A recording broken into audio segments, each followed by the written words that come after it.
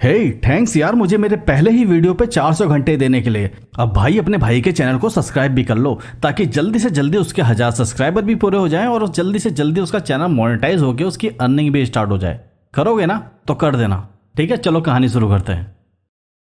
जैसा कि पिछले एपिसोड पे हम लोगों ने देखा कि जो जेफरी डामर है वो पकड़ा जा चुका है और जिस बिल्डिंग में वो रहता था अब वहां पे पुलिस की नाकाबंदी है। वहां पे बहुत सारी मीडिया भी आ चुकी है और बहुत से लोग भी आ चुके हैं जो कि जानना चाहते हैं कि आखिर यहाँ पे हुआ क्या। और फिर इसके बाद हमें जेफ को दिखाया जाता है जो कि अब पुलिस स्टेशन पे है और वहां पे जेफ से पूछा जाता है कि क्या तुम किसी को कॉल करना चाहोगे, जिसके जवाब में जेफ उनसे कहता है कि हाँ, मैं अपने पापा को कॉल करूंगा। उसके बाद पुलिस वाले जेफ से कहते हैं कि क्या तुम अपने अटर्नी को भी यहाँ पे बुलाना चाहोगे क्योंकि ये तुम्हारा हक है, जिसके जवाब में जेफ उनसे कहता है कि नहीं, इसकी कोई जरूरत नहीं है, मैं ऐसे ही तुमको सब चीज सच सच बता दूंगा, मैं इसका ऐसे ही अंत करना चाहता हूँ और ये ठीक भी रहेगा। फिर इसके बाद पुलिस वाले जेफ से पूछते हैं कि आखिर तुमने ये सब चीजें क्यों करी और तुम उनकी लाशों का करते क्या थे, आखिर क्या मिलता था तुमको ये सब चीजें करके। फिर इसके बाद जेफ उन्हें अपनी कहानी सुनाने लगता है और कहानी सीधे फ्लैशबैक पे जाती है। लेकिन फ्लैशबैक में जाने से पहले कुछ चीजें मैं तुम्हें साफ साफ बता देता हूँ कि इस कहानी को कुछ ज्यादा ही घुमाया गया है। कई बार कहानी आगे पीछे चलती है और उसका हमें पता भी नहीं चलता, तो भाई इस बारे में हमें बहुत ध्यान रखना है। और ये फ्लैशबैक हमें 1966 पे लेके जाता है जहाँ पे हम देखते हैं कि छोटा जेफ अपने स्कूल की बस से घर को वापस आ रहा है। जैसे ही जेफ अपने घर के अंदर आता है तो हमें एक बच्चे के रोने की आवाज सुनाई देती है। इसके बाद जेफ उस रूम में जाता है तो हम देखते हैं कि वहाँ पे एक छोटा बच्चा या छोटी बच्ची बहुत जोर जोर से रो रही होती है। इससे हमें यह पता चलता है कि जेफ का भाई या बहन भी है। फिर जेफ इसके बाद अपनी मॉम के रूम में जाता है जहां पर हम देखते हैं कि जेफ की मॉम वहां पे बेहोश पड़ी हुई होती हैं। शायद उन्होंने दवाइयों की ओवरडोज ले ली हैं। और ये देखने के बाद समय ना बर्बाद करते हुए जेफ एम्बुलेंस बुला लेता है और कुछ ही देर के बाद वहां पे एम्बुलेंस भी आ जाती है और वो वहां से जेफ की मॉम को हॉस्पिटल लेके जा रहे होते हैं। लेकिन तभी वहां पे जेफ के डैड भी आ जाते हैं और वो कार से उतरते ही सीधे जेफ की मॉम पे चिल्लाना शुरू कर देते हैं। वो कहते हैं कि ये ड्रामे कर रही है, ये हमेशा ऐसे ही करती है, ये सिर्फ और सिर्फ मुझे परेशान करना चाहती है। और वो कहते हैं कि अब तुझे सुकून आ गया होगा ऐसा करके। और यहाँ पे ये बात हमें थोड़ी सी अजीब भी लगती है क्योंकि एक तरफ उसकी वाइफ स्ट्रेचर पर लेटी हुई है और दूसरी तरफ उसका पति उस पर ऐसी हालत पे भी चिल्ला रहा है। इसके बाद हमें यह पता चलता है कि जेफ के मॉम और उसके डैड के बीच में बिल्कुल भी नहीं बनती। वो दोनों एक दूसरे से दूर रहना चाहते हैं और उन दोनों के बीच में काफी झगड़ा भी होता है। लेकिन ये बात जेफ को बिल्कुल भी पसंद नहीं है क्योंकि वो दोनों से प्यार करता है। इसके बाद अगले सीन में हमें जेफ को दिखाया जाता है जो कि नदी किनारे खड़ा होता है। वो वहां से कुछ टैडपोल को एक कांच की बोतल पे भर लेता है और उसको स्कूल लेके चला जाता है, जहां स्कूल पे हर बच्चा अपनी मैम को मॉर्निंग गिफ्ट में फ्लावर या एप्पल देता है, वहीं पे जेफ नदी से पकड़े हुए टैडपोल दे देता है। और भाई सच में ये बहुत अजीब भी लगता है।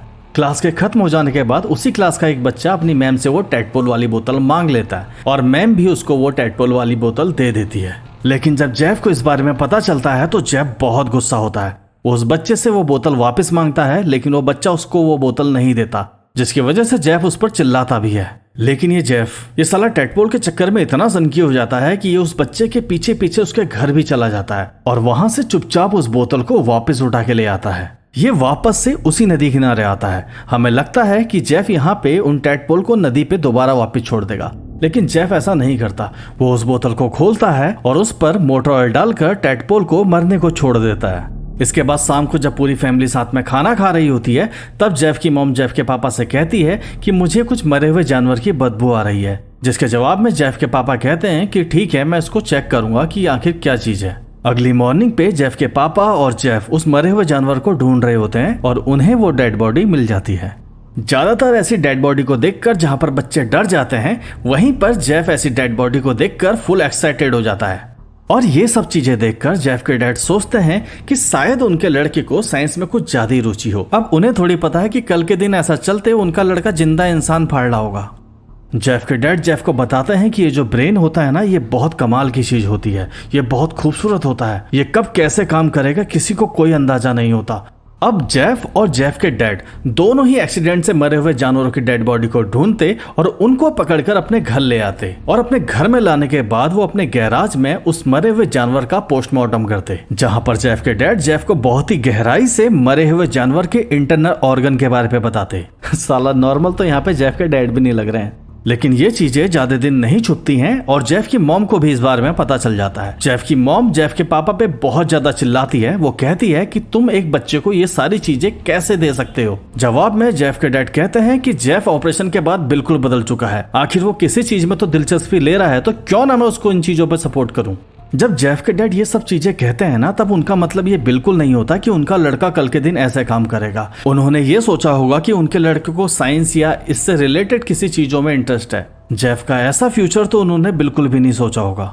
इसके बाद फ्लैशबैक आगे बढ़ता है और हम देखते हैं कि जेफ अब बड़ा हो गया है और वो एक मीट की दुकान पे मीट काट रहा है। और मीट को काटते वक्त वो एक अलग ही फील में मीट काट रहा होता है। यहाँ पर जेफ मिल्वॉकी पे नहीं बल्कि मियामी में है।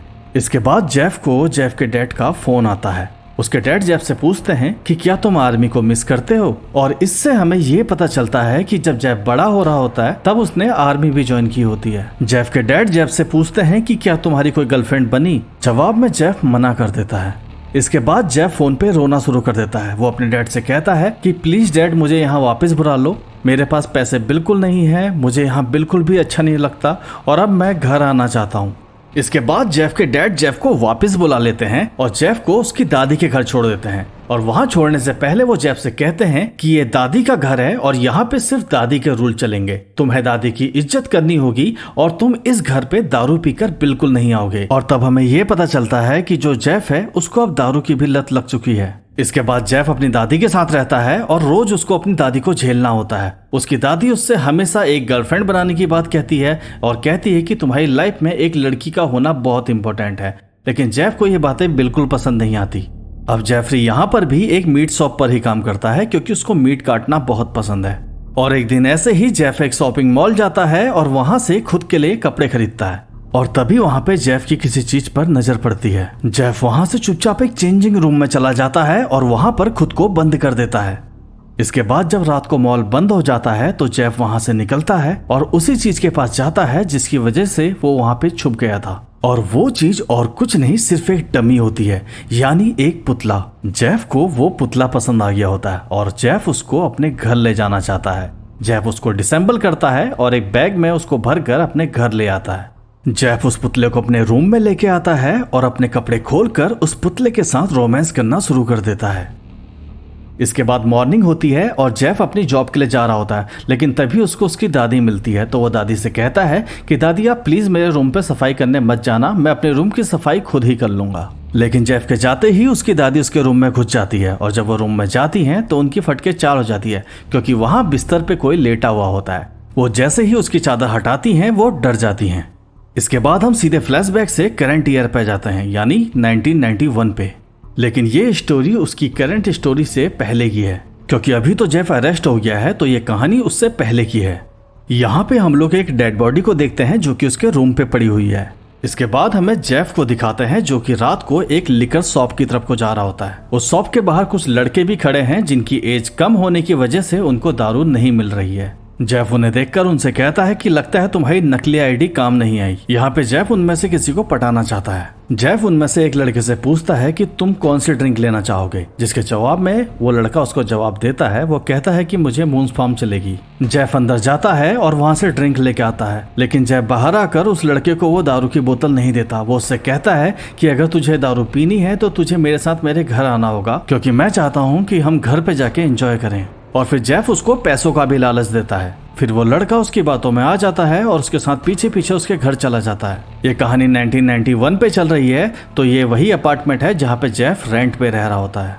जेफ उस लड़के से उसकी उम्र पूछता है, जिसके जवाब में वो लड़का उसको बताता है कि वो 14 साल का है। ये सुनकर जेफ बहुत खुश होता है क्योंकि आज उसको एक बच्चा मिला है। जेफ उस बच्चे को अपने बचपन की कहानी सुनाता है। वो उससे कहता है कि तुझे पता है मैं अपनी चलती हुई क्लास में बीयर लेके घुस जाता था और मैं कभी भी नहीं पकड़ा गया और मैं अभी तक किसी मुसीबत में नहीं फंसा।